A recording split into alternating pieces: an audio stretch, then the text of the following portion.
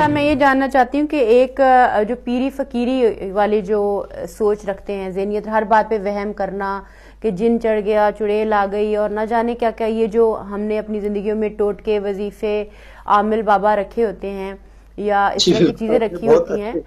اس پر بھی میں جاننا چاہتی ہوں کہ دین کیا معیار دے رہا ہے زمن میں اور ہم کیا اپنا رہے ہیں۔ جی بالکل، ایک نقطہ میں نے خود بھی اس کو چاہا تھا کہ میں اس کو کروں، آپ نے سوال کر کے اور بہترین اس کے لیے سوال کر دیا کہ آبائی دین خرافات سے بھرپور ہوتا ہے، وہ الہی دین معیارات سے بھرپور ہوتا ہے۔ آبائی دین کے اندر ہر چیز کے ساتھ کوئی نہ کوئی خرافات شامل ہے کہ مثلا یہ بلی گزر جائے گی تو کیا ہوگا، کوا کے بیٹھ جائے گا تو یہ ہو جائے گا، یہ حتیٰ ابھی چاند گرہن ہوتا ہے، سورج گرہن ہوتے ہیں، مختلف طبعی آفات ہوتی ہیں، اس کو منسلک کر دیا جاتا ہے۔ بعض خواتین اس حالت کے اندر ایسا نہ کریں، وہ ایسا نہ کریں، وہ شخص یہاں نہ آنا چاہیے۔ میں اکثر خواتین سے کہا جاتا ہے کہ چاند گرہن ہو رہا ہے، سورج گرہن ہو رہا ہے تو یہ چھری، یہ چاقو، یہ اس کو نہیں چھیڑنا، یہ دین نحس ہے، یہ نحس اکبر ہے جو جنتریوں میں اکثر لکھے ہوتے ہیں۔ اور بالکل جیسے آبائی دین کے اندر قرآن اور یہ ان سب چیزوں کی بہت اہمیت ہوتی ہے الہی دین کے اندر، اور آبائی دین کے اندر مرکز و محور جنتری ہوتی ہے کہ اس کے اندر ایام تک کو کہہ دیا جاتا ہے۔ آپ کو پتہ ہے ہمارا کوئی یوم، کوئی دن ایسا نہیں ہے جو ائمہ کے ساتھ منسوب نہ ہو، ہر دن ائمہ کے ساتھ منسوب ہے، اور ہم کہہ دیتے ہیں کہ یہ دن منحوس ہے، نعوذ باللہ۔ کبھی بھی دن، ایام، زمانہ منحوس نہیں ہوتا، لوگ ایسے ہوتے ہیں، شخصیات ایسی ہوتی ہیں، لوگ اس کو ایسا بناتے ہیں، لیکن ہم پہلے سے کہہ دیتے ہیں کہ یہ چیزیں اس طرح سے ہیں جو ہمارے پاس روایات میں اور قرآن کے اندر کہیں سے یہ بات چیزیں نہیں آئیں کہ یہ دنوں کو کہہ دیا جائے کہ وہ خود دن کے اندر ایسا۔ اور یہ نبی اکرم کا مشہور واقعہ ہے، میں یہی پریاس کرتا چلوں کہ دو فرزند تھے جن میں سے ایک کا نام ابراہیم تھا، کہ جن کے انتقال پر، جن کی وفات پر کے معلوم ہے، واقعہ معروف ہے کہ اس وقت سورج گرہن بھی ہوا تھا، اور بعض لوگوں نے یہ معروف کرنا شروع کر دیا تھا کہ یہ سورج گرہن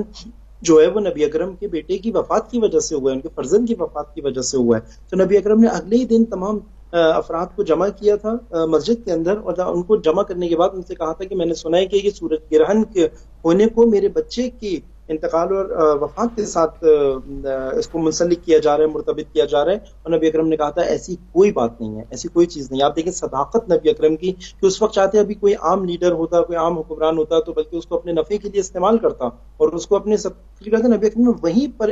اس خرافات کا سامنا کیا، کہا کہ یہ طبیعی آفات کا ہماری زندگی سے کوئی ایسا رہن سہن نہیں ہے کہ مثلا جو آج بھی ہم دیکھتے ہیں کہ فلاں سیارہ ادھر ہوگا تو میری زندگی میں یہ ہو جائے گا، فلاں ستارہ ایسے ہوگا تو میری زندگی میں یہ ہو جائے گا۔ اگر فلکیات کے اندر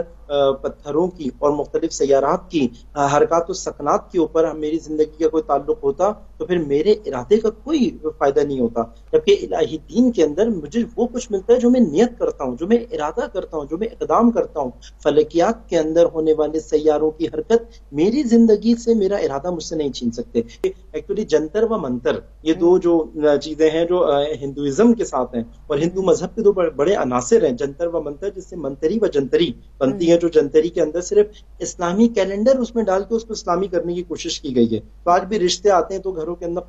قرآن کم اور جنتریاں زیادہ کھلتی ہوئی نظر آتی ہیں۔ یعنی ہمارے جو دین میں جو ہے یہ چیزیں نہیں ہیں، جیسے وہم کرنا، گمان کرنا، بدگمانی، خوشگمانی، یہ جو چیزیں ہم خرافات اپنی زندگی میں شامل کرتے ہیں کہ یہ وہم ہو گیا، یہ بلی نے راستہ کاٹ لیا، یہ فلاں ہو گیا، یہ چیزیں ہمیں ان چیزوں کو ایوائڈ کرنا چاہیے اور یقین کی منزل پہ رہنا چاہیے ہر حال میں۔